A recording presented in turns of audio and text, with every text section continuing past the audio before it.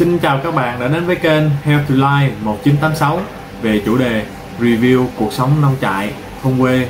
Hôm nay chúng ta cùng đến với một cô gái với cuộc sống hàng ngày.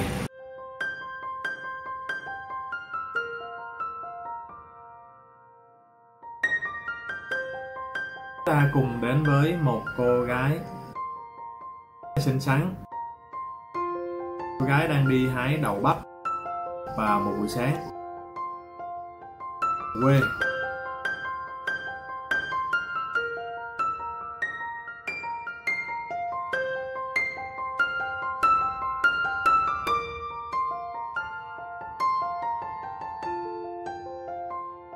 Sau khi hái đậu bắp xong rồi, cô gái dễ thương này cho gà ăn.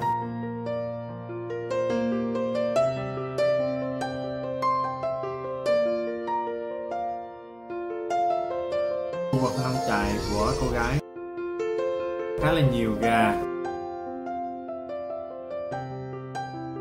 gia cầm,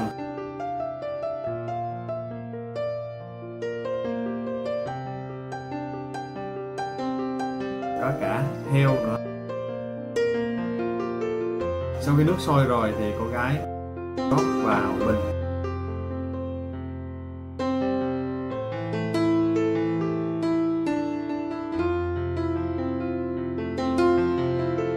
và sau đó thay đồ đi vào rừng với một cái giỏ kèm theo một cái rửa trên tay.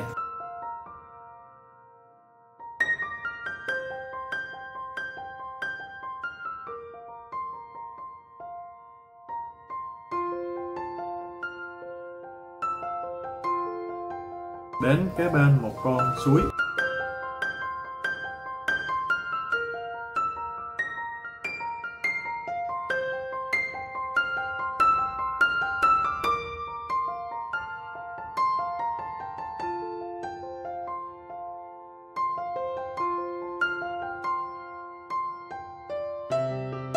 Cô gái đi bắt cua, con cua suối.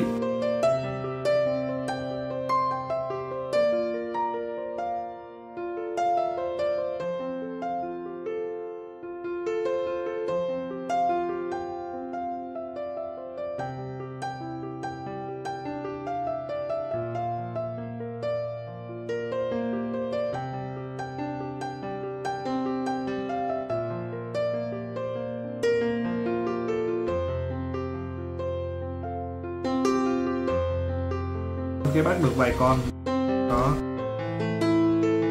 cái nghĩ ra một, đó là đi ống chê để đựng cua.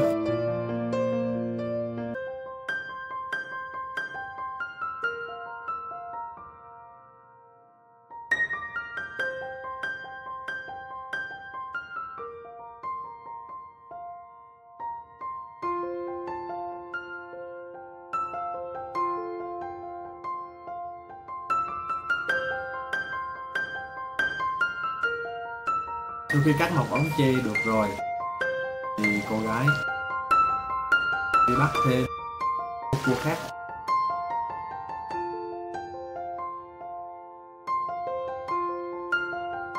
Núi này có khá là nhiều cua, lấy lá đậy lại cho cua không bò ra ngoài được.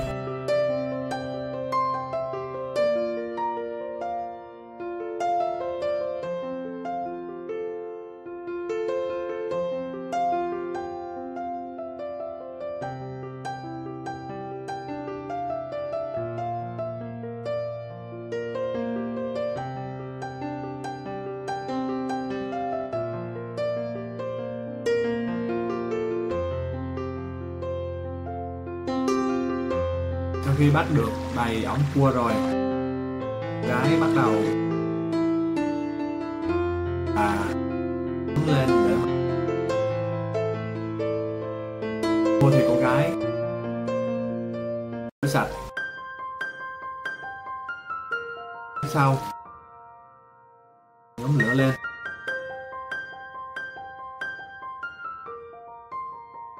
để các cây tre.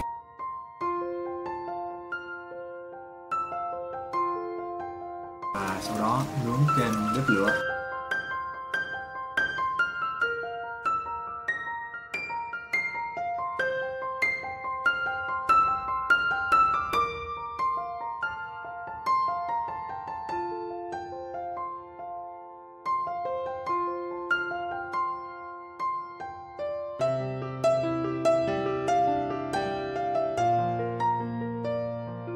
Sau một hồi thì cua chín rồi,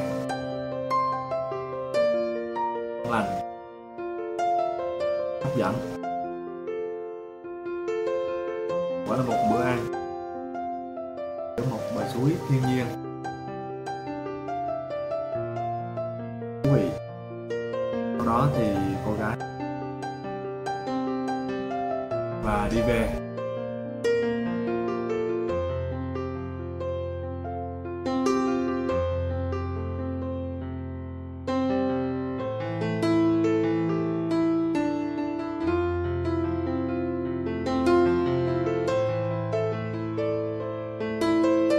Vâng, video đến đây là hết rồi. Xin cảm ơn các bạn đã theo dõi. Ủng hộ mình bằng cách like, share và đăng ký kênh nhé, để mình ra thêm những clip hay phục vụ cho các bạn nhé. Xin cảm ơn và chào tạm biệt.